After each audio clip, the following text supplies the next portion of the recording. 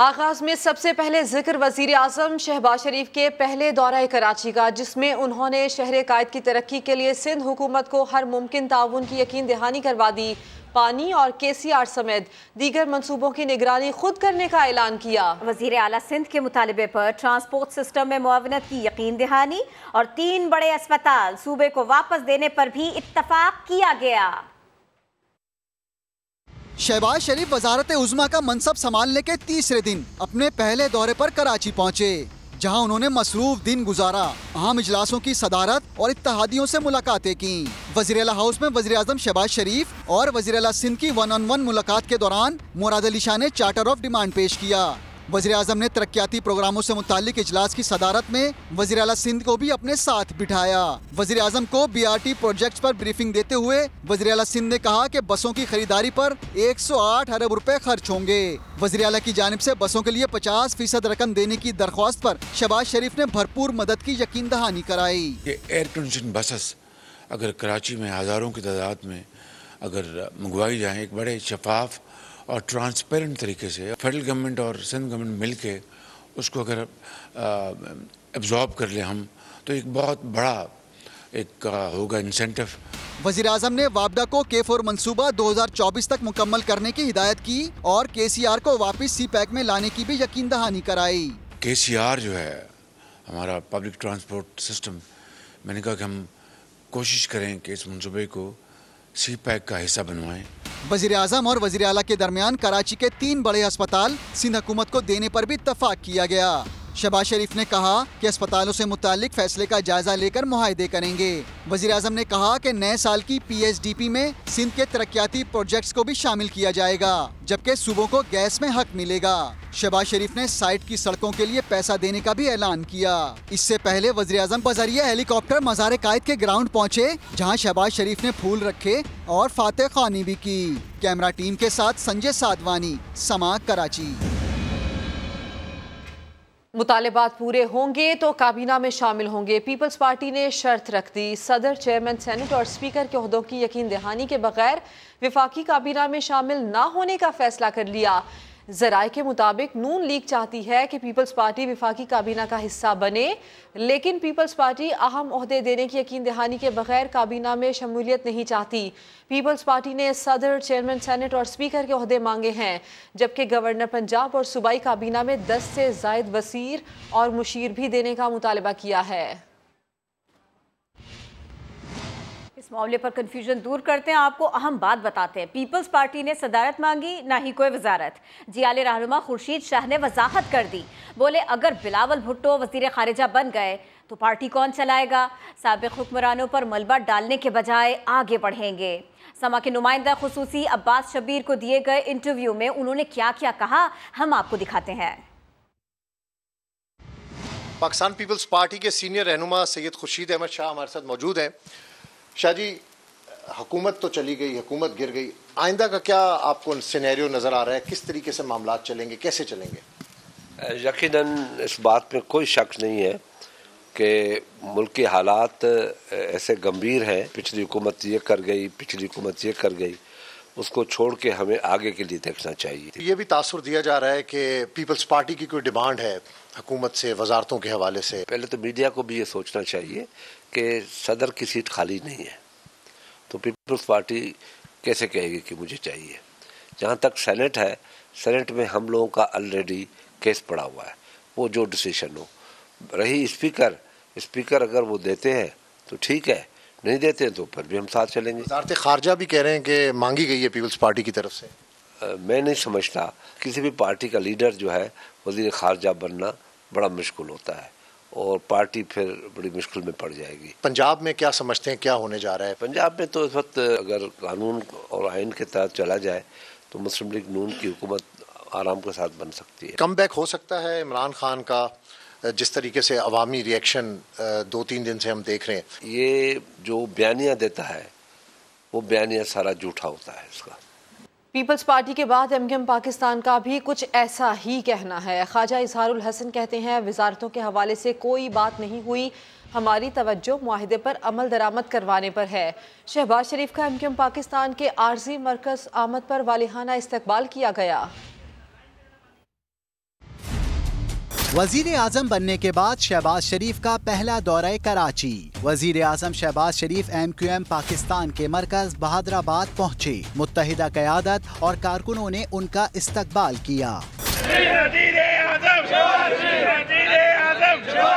शहबाज शरीफ के हक में मुत्तहिदा और लीगी कारकुनों ने नारे लगाए। वजीर आजम इत्तेहादी जमात की क़यादत और रहनुमाओं से पुरजोश अंदाज में मिले। वजीर आला सिंध मरियम औरंगजेब, शाहिद खाकान अब्बासी और दीगर रहनुमा भी हमरा थे। ख्वाजा इज़हार ने समा से गुफ्तगू में बताया, फिलहाल हमारी पूरी तवज्जो मुआहिदे पर अमल दरामद करवाने पर है। वजारतों के हवाले से कोई बात नहीं हुई। सूबे में और वफाक में एक गैप था, उस गैप को कम करने के लिए बहुत सारे इंतजामी हुकूमत, सूबाई हुकूमत और वफाकी हुकूमत के मामला डिस्कस हुए। सिर्फ ये खैर सगाली का दौरा था, मजीद मराइल इस्लामाबाद में तय। शहबाज शरीफ MQM क़यादत से मुलाकात करके वापस रवाना हुए तो करीब मौजूद लीगी कारकुनों ने उनके हक में नारे लगाए।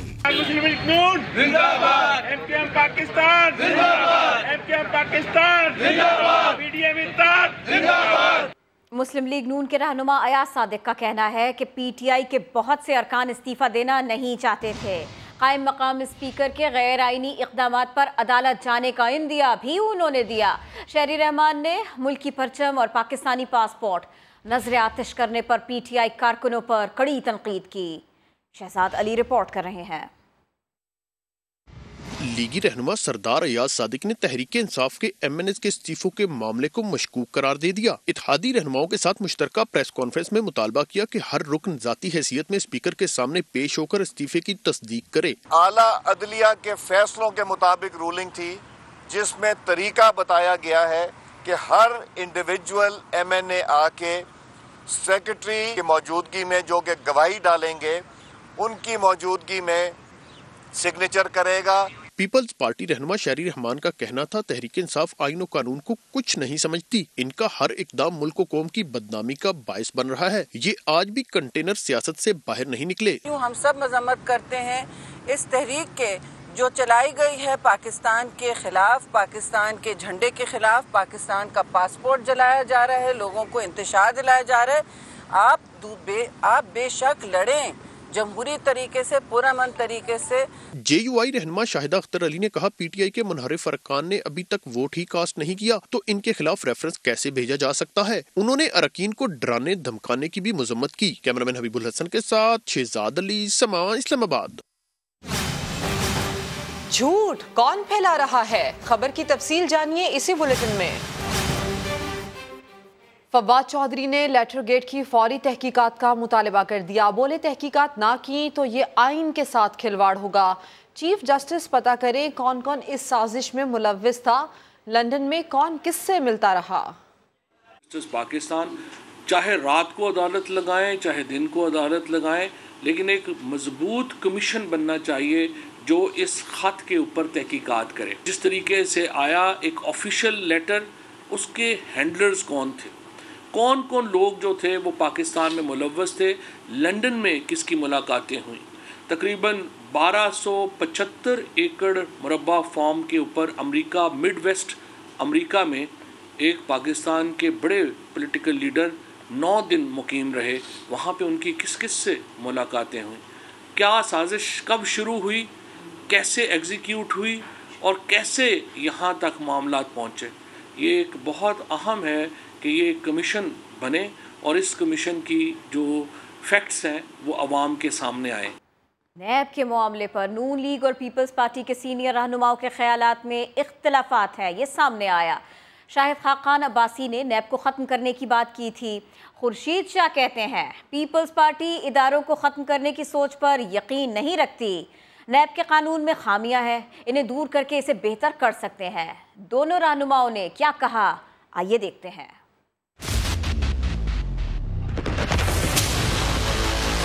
को रखें या नैब को रखें, आज भी कहते हैं अदारे बंद करने के बजाय उनको बेहतर किया जाए। नैब के मामले पर नून लीग और पीपल्स पार्टी की सोच में इख्तलाफात। लीगी रहनुमा शाहिद खाकान अब्बासी तो डंके की चोट पर नैब के खात्मे को जरूरी करार देते हैं। नैब का चेयरमैन ये बताए कि उसने अपने दौर के अंदर और पिछले 23 साल में नैब ने कितने सियासतदानों को पकड़ा है। नैब का सिर्फ एक हल है कि इसको ख़त्म करके इसके जो एहलकार हैं, जिन्होंने लोगों को लूटा है, जुल्म किए हैं, वो उनका एहतसाब किया जाए। उधर पीपल्स पार्टी के खुर्शीद शाह कहते हैं इदारों को खत्म करना मसले का हल नहीं। नैब को बंद करने की बात भी की जा रही है। हम ये कहते हैं कि अदारे बंद करने के बजाय उनको बेहतर किया जाए और इसमें कानूनी जो पेचीदगियां है उसको ठीक किया जाए। टकराव है कानून का और नैब के लॉ का, उसको खत्म किया जाए। समा को खुसूसी इंटरव्यू में खुर्शीद शाह का ये भी कहना था कि वो चाहते हैं इंतखाबी इस्लाहात और बजट के बाद इलेक्शन करा दिए जाएं। शेख रशीद कहते हैं कि ये हमें सिलेक्टेड कहकर इलेक्शन का मुतालबा करते थे, अब हम इन्हें इम्पोर्टेड कहकर यही मुतालबा कर रहे हैं। इमरान खान की जान को खतरा है। फारूक हबीब ने धमकिया आमेज खत पर जुडिशल कमीशन बनाने का मुतालबा कर दिया। शहबाज हुकूमत इलेक्शन इल्तवा की पूरी कोशिश करेगी। शेख रशीद कहते हैं आलमी कुव्वतें पाकिस्तान के खिलाफ साजिशें कर रही हैं, इमरान खान की जान को खतरा है। इमरान खान कॉल देगा, इस्लामाबाद की कॉल देगा, इस्लामाबाद की कॉल देने से पहले उसकी जान को भी खतरा है। इंटरनेशनल ताकतें इमरान खान की जान ले सकती हैं, जेल में डालना तो मामूली बात है। नारा बदल गया, वो कह रहे थे इलेक्शन कराओ, ये सिलेक्टेड हुकूमत है, अब हम कह रहे हैं ये इम्पोर्टेड हुकूमत है और इलेक्शन कराओ। पीटीआई रहनुमा फारूक हबीब ने कहा अवाम ने सड़कों पर आकर बैरूनी साजिश से आई हुकूमत को मुस्तरद कर दिया। इनका इलाज सिर्फ इमरान खान के पास है और वो इलाज अवाम की दुआई के साथ इनका होना है। हमारा मुतालबा है सुप्रीम कोर्ट के तहत एक आजाद कमीशन बने जो इस खत की तहकीकात करे। उन्होंने मजीद कहा हुकूमत पहले दिन से ही इख्तलाफात का शिकार हो चुकी, हालात को देखते हुए फौरी इलेक्शन करवाए जाएं। साबिक सदर आसिफ अली जरदारी कहते हैं हुकूमत में शामिल होने या ना होने पर मुशावरत जारी है। बिलावल भुट्टो के वजीर खारिजा बनने का फैसला CEC करेगी। अब आपको ये बताएं कि लाहौर हाई कोर्ट ने वजीर आला पंजाब का इंतखाब 16 अप्रैल को करवाने का हुक्म दे दिया। डिप्टी स्पीकर के इख्तियारात भी बहाल कर दिए। अदालत ने महफूज फैसला सुना दिया। अरशद अली रिपोर्ट करेंगे।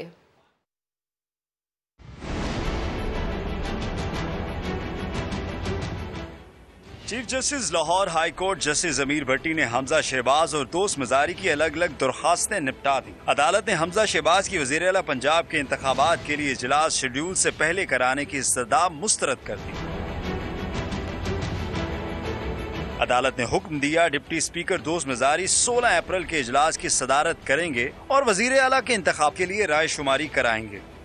बिल्कुल काबिल कबूल है। हम 16 को इंशाल्लाह इंश्योर करेंगे कि आईनी और अपनी कानूनी जिम्मेदारी निभाएंगे। और ये खुशाइंद बात है कि उन्होंने डिप्टी स्पीकर के इख्तियारात जो सल्ब किए थे उस नोटिफिकेशन को सेटिसाइड कर दिया गया है। डिप्टी स्पीकर के तमाम इख्तियारात को बहाल कर दिया गया है। मुस्लिम लीग काफ के वकील ने मीडिया से गुफ्तगू करते हुए कहा हाई कोर्ट के फैसले के खिलाफ इंट्रा कोर्ट अपील दायर करेंगे। दोस्त मोहम्मद मजारी साहब ने फाइल की थी जिसके अंदर उन्होंने कहा था कि मुझे यहाँ पर एज ए स्पीकर काम करने डिप्टी स्पीकर काम करने दिया जाए और मैं ये इलेक्शन कंडक्ट कराऊंगा। उसके ऊपर हमारी रिजर्वेशन है और हम इसके ऊपर इंशाल्लाह अपनी इंटर कोर्ट अपील हम तैयार कर रहे हैं और इंशाल्लाह हम सुबह फाइल कर देंगे। अदालत ने सेक्रेटरी पंजाब असम्बली को हुक्म दिया कि 15 अप्रैल तक असम्बली की मुरम्मत का काम मुकम्मल किया जाए। कैमरामैन अजहर और अहमद रजा के साथ अरशद अली, समा, लाहौर। अलीम खान के तर्जुमान का कहना है झूठी खबरें और प्रोपेगेंडा मुहिम परवेज इलाही को शिकस्त से नहीं बचा सकती। हमजा शहबाज ने कहा अलीम खान और उनके हवाले से बेबुनियाद प्रोपेगेंडा किया जा रहा है। परवेज इलाही को शिकस्त नजर आ गई है। वफाक के बाद पंजाब में भी हार तस्लीम कर लें। अलीम खान के तर्जुमान का बयान सामने आ गया। कहा हमजा शहबाज के साथ इज्जत और एहतराम का रिश्ता है। सोशल मीडिया पर ऐसी बोंडी हरकतों से परवेज इलाही को कुछ हासिल नहीं होगा। ऐसी हरकतों की बजाय परवेज इलाही इलेक्शन में जाएं। अलीम खान के तर्जुमान का कहना था अब्दुल अलीम खान गैर मशरूत तौर पर अपोजिशन का साथ दे रहे हैं, हम सब मुत्तहिद हैं, हमजा शहबाज को वजीर आला बनाएंगे। दूसरी जानिब हमजा शहबाज ने अपने एक बयान में कहा है कि इनके और अलीम खान के हवाले से जो झूठा प्रोपेगेंडा किया जा रहा है वो बेबुनियाद और सरासर किसी के तखय्युल की पैदावार है। अलीम खान मोहतरम भाई और सीनियर सियासतदान है। पंजाब में वाज़ेह शिकस्त देखकर ऐसी बेपरकी उड़ाई जा रही है। और बरतानवी वजीर आज़म बोरिस जॉनसन ने शहबाज शरीफ को वजीर आज़म मुंतखब होने पर मुबारकबाद पेश की है। बरतानवी वजीर आज़म ने अपने बयान में कहा कि पाकिस्तान से देरीना ताल्लुकात हैं, मुश्तरका दिलचस्पी के उमूर पर मिलकर काम करने के ख्वाहिशमंद हैं। बरतानवी वजीर आज़म बोरिस जॉनसन ने शहबाज शरीफ को वजीर आज़म मुंतखब होने पर मुबारकबाद दी और इसी के साथ साथ ये भी कहा कि पाकिस्तान से देरीना ताल्लुकात हैं, मुश्तरका दिलचस्पी के उमूर पर मिलकर काम करने के ख्वाहिशमंद हैं। पेशावर में रिंग रोड पर पीटीआई ने पंडाल सजा लिया। कारकुन सरबराह तहरीक इंसाफ इमरान खान के खिताब के मुंतजर हैं। तफसीलात बता रहे हैं जलसागाह में ही मौजूद समा के नुमाइंदे इरफान मूसाज़ई। जी इरफान।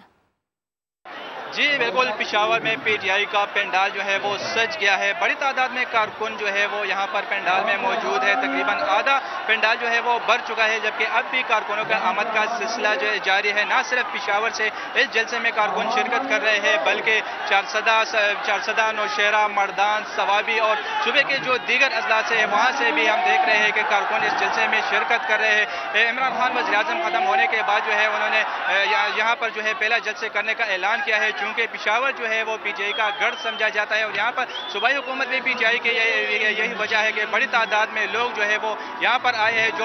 जो मिनिस्टर है, MPAs है, MNAs है, वो अपने साथ जो है वो बड़ी तादाद में काफिले जो है वो पंडाल ला रहे हैं इस वक्त जो है। शुक्रिया आपका आगाह करने के लिए। साबिक वजीर खजाना शौकत तरीन ने पीटीआई हुकूमत की नाकामियों का एतराफ़ कर लिया।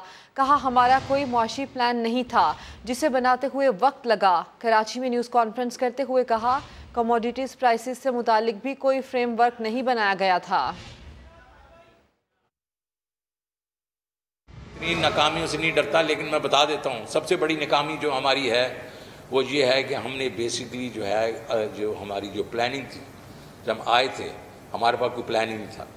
इकोनॉमिक प्लान बनाते हमारे पास टाइम लगा, उससे हमारे रिटार्डेशन हुई है। दूसरी एक मैं बड़ी नाकामी समझता हूँ ये स्टेट ओन एंटरप्राइजेज है, इसके ऊपर हमने क्या किया? कुछ भी नहीं किया।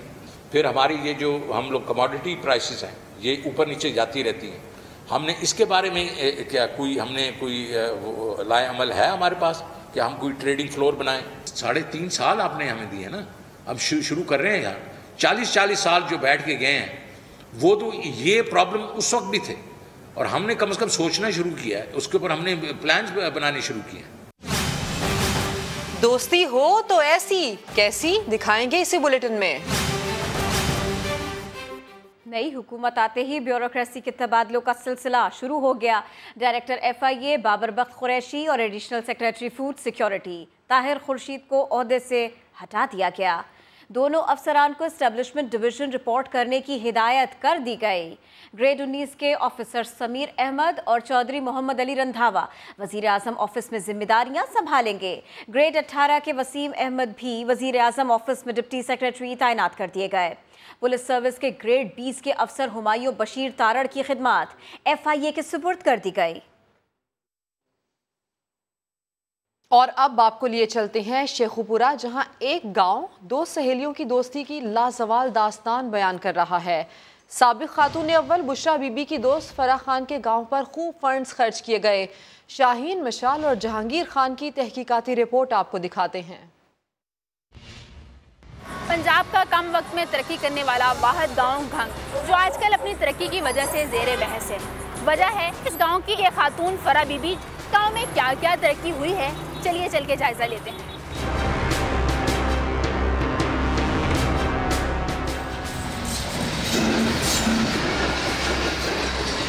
गलियों का काम जो हुआ वो इन्होंने करवाया। फराह खान उसने देखा कि ये गलियां कैसी थी, नालियां कैसी थी, कैसा माहौल था, उसने उसको जेर में रखा। जब अल्लाह ताला ने उसको जैसे भी पावर मिली उसने बहुत अच्छा काम किया है। फराह बीबी ने उनके कहने पर हुआ, हमें तो कोई पूछता नहीं, कोई MP मैंने कोई नहीं कराता, किसी ने नहीं कराया। घंग गांव में बुनियादी मरकज सेहत भी मौजूद है, जिसकी खासियत ये है कि यहाँ पर डॉक्टर्स और अमले की सहूलत 24 घंटे मुयस्सर है, जो कि बाकी मराकज़ में नज़र नहीं आती।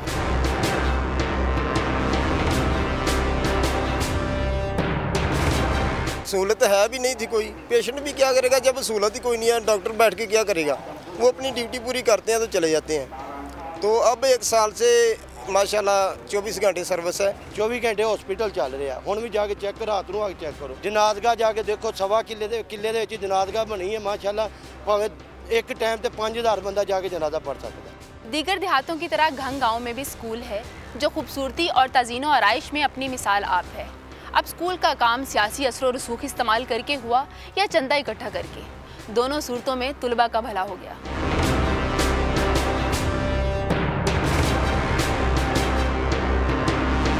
घंग गाँव के तरक्याती कामों के बारे में यहाँ के लोगों का मिला जुला रद्द-ए-अमल है। कोई इसका क्रेडिट साबका हुकूमतों को देते हैं तो बहुत सारे लोग इसका सेहरा फराह खान के सर सजाते हैं।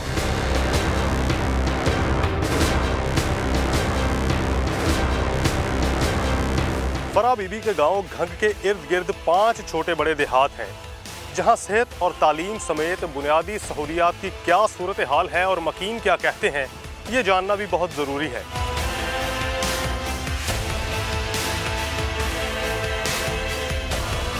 जो भी फंड था वो फराह बीबी उठा के यहाँ से ले गई है। वहाँ तो कोई भी सहूलत मौजूद नहीं है, ना इधर स्कूल है, प्राइमरी का हाई से का स्कूल भी है, ना लड़की का कोई भी नहीं, इधर सहूलत तो मैसर नहीं है कोई भी। पक्की सड़कें और गलियां तो दूर की बात, घंग के सबसे करीबी गांव माचीके में गंदगी और कूड़े के ढेर इलाका मकीनों के लिए परेशानी का बायस बने हुए हैं। गांव में सब कुछ हो रहा, सब काम हो रहे हैं, इधर कोई काम नहीं हो रहा। ये गंदगी वगैरह इधर कोई आता नहीं उठाने के लिए, ऐसे कचरा पड़ा हुआ है और कोई सहूलियात नहीं इधर है। घंग से मुल्हिका देहातों में बच्चों और बच्चियों के लिए कोई सरकारी स्कूल नहीं। तालीम हासिल करने के लिए या तो प्राइवेट स्कूल्स में दाखिला कराना पड़ता है या दूसरे देहातों का रुख करना पड़ता है।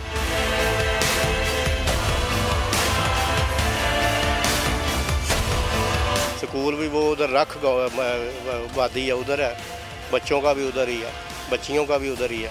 इलाज मुआवजे के लिए हस्पताल तो दूर की बात, इन देहातों में मकीनों को बुनियादी तिब्बी सहूलियात की फ्राहमी के लिए कोई डिस्पेंसरी भी नहीं। सीवरेज है वो भी ख़राब कर दिया।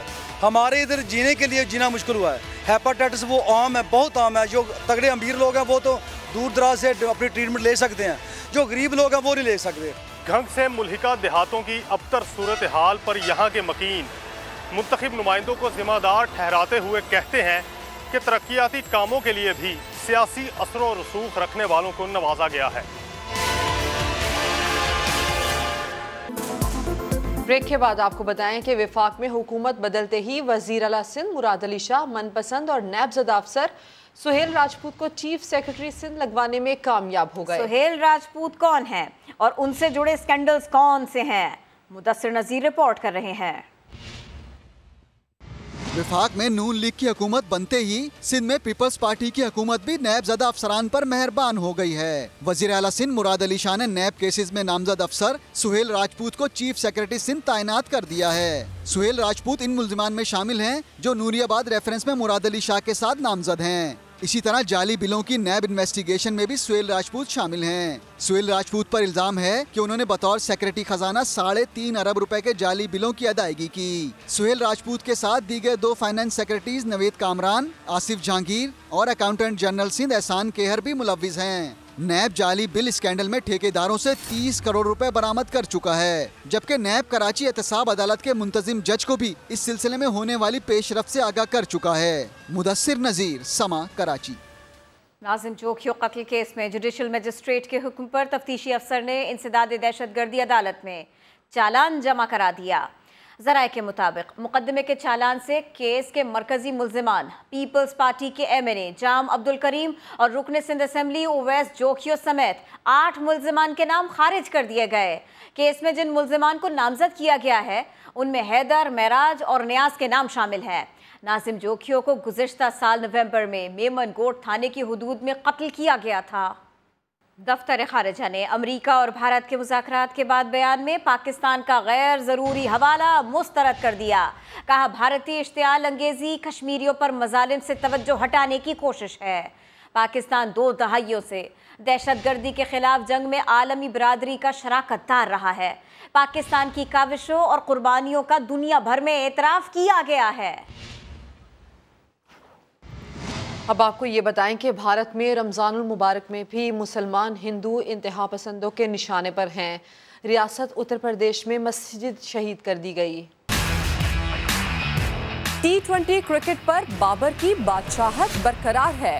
818 पॉइंट्स के साथ नंबर 1 बल्लेबाज हैं। जनूबी अफ्रीका के एडन मार्करम का दूसरा नंबर है। मोहम्मद रिजवान 794 पॉइंट्स के साथ T20 क्रिकेट के तीसरे बेहतरीन बैटर हैं। बॉलर्स की अगर बात करें तो बॉलर्स रैंकिंग में जनूबी अफ्रीका के तबरेज शमसी टॉप पर हैं। इंग्लैंड के leg spinner Adil Rashid 746 points के साथ दूसरे नंबर पर हैं। इसके साथ साथ फास्ट बॉलर शाहीन शाह अफरीदी को टॉप 10 में एंट्री मिल गई है। वो 4 दर्जे तरक्की के बाद अब 10वें नंबर पर आ गए हैं। लेग स्पिनर शादाब खान 14वें और हारिस राउफ 27वें नंबर पर मौजूद हैं। Wicket keeper batsman Mohammad Rizwan ने काउंटी क्रिकेट में ससेक्स को ज्वाइन कर लिया। कहते हैं इंतजार नहीं हो रहा, वो जल्द मैचेस शुरू होने के मुंतजर हैं। मोहम्मद रिजवान पहली बार काउंटी क्रिकेट में एक्शन में होंगे। Hi and assalamu alaikum wa rahmatullahi wa barakatuh everyone. This is Mohammad Rizwan and I'm very happy with the Sussex family and I can't wait for start the tournament and see you soon guys. और शाहिद आफरीदी ने अपने होने वाले दामाद और fast bowler Shaheen Afridi के साथ रोज़ा इफ्तार किया। साबिक कप्तान ने तस्वीर ट्विटर पर शेयर की जिसमें दोनों दुआ मांग रहे हैं। शाहिद आफरीदी ने ट्वीट किया, जब इफ्तार का वक्त करीब आ जाए तो खुलूस के साथ दुआ करनी चाहिए। वो पाकिस्तान में अमन और खुशहाली के लिए दुआ करते हैं। क्रिकेट ऑस्ट्रेलिया ने टीम के उबूरी कोच एंड्रू मैकडॉनल्ड को हेड कोच मुकर्रर कर दिया। एंड्रू मैकडॉनल्ड के साथ 4 साल का मुआहदा किया गया है, जो वो जस्टिन लेगर के मुस्ताफ़ी होने के बाद दौरा पाकिस्तान पर बतौर उबूरी कोच टीम के साथ आए थे। एंड्रू मैकडॉनल्ड का कहना था, अब तक सफ़र खुशगवार रहा है। पाकिस्तान का तारीख़ी दौरा हमेशा याद रहेगा। ऑस्ट्रेलवी टीम की कोचिंग करना एजाज़ की बात है। और गली कूचों में चौको छक्कों की भरमार है। रमज़ान आते ही शहर कायद के मुख्तलिफ इलाकों में नाइट स्ट्रीट क्रिकेट की धूम। रमज़ान क्रिकेट पर हुज़ैफा खान रिपोर्ट करेंगे। रमज़ान आते ही कराची की सड़कों और गलियों में स्ट्रीट क्रिकेट का मेला सज जाता है, लेकिन ये स्ट्रीट क्रिकेट खेलने के लिए इनको किन किन मुश्किलात का सामना करना पड़ता है और स्ट्रीट क्रिकेट के रूल्स क्या होते हैं, इन खिलाड़ियों से जानते हैं।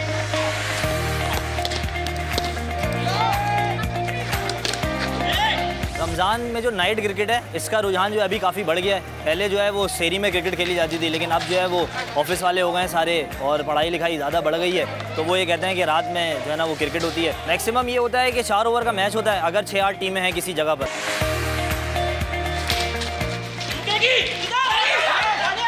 12 बजे स्टार्ट करते हैं और शहरी से पहले मीन्स 3:30 बजे हम वाइंड अप करा दें। मसला ये होता है कि आप देख सकते हैं कराची में वैसे भी लाइटें बहुत कम हैं, मेन शाहराहों पे लाइटें नहीं होती, तो हमें पर्सनली अपने खर्चे से लाइटें लगानी पड़ती है।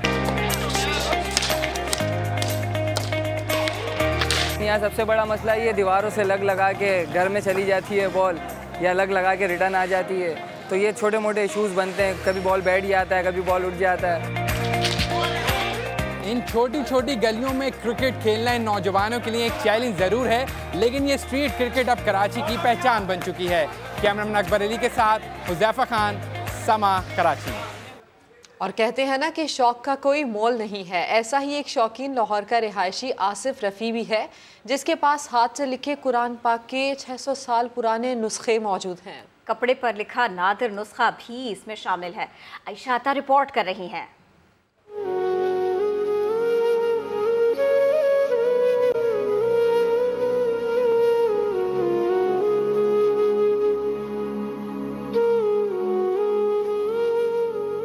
दादाजान ने शुरू किया था, उनके पास शहीद कुरान पाक आते थे, फिर ये मेरे वालिद साहब को मिला, वालिद साहब से मेरे पास आया।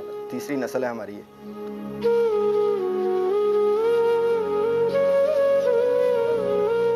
ये तकरीबन 300 साल पुराना है, 400 साल पुराना, 800 साल पुराने हमारे पास कुरान पाक मौजूद हैं, जिनको शहीद हालत में उन्होंने रिकवर किया। 1 तोले का कुरान पाक उनके पास आया जो पट्टी की सूरत में है। जो बादशाह जंग पे लड़ने जाते थे तो अपने बाजू पे बांध के जाते थे। तो और 50 मन मजनी तक कुरान पाक उन्होंने लिखवाया।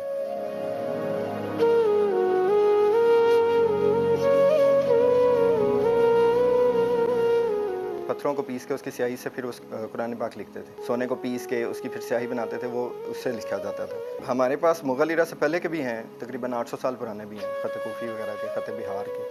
तो ख़त कूफ़ी तो बल्कि 1400 साल पहले चलता था, तो उसका तो अब एक एक पेज भी नायाब है, तो बहुत कम मिलता है, लेकिन फिर हमारे पास मौजूद हैं। इनको हाथ लगाने से फिर ये बहुत ज़्यादा ज़ईफ़ होते हैं, तो शहीद होने का ख़तरा होता है, इसलिए फिर वो बॉक्स बनाए हुए नीम के पत्ते इस तरह की चीज़ें वो बीच में रख देते थे, उससे ये सेफ रहते थे, कीड़ा वगैरह नहीं लगता था।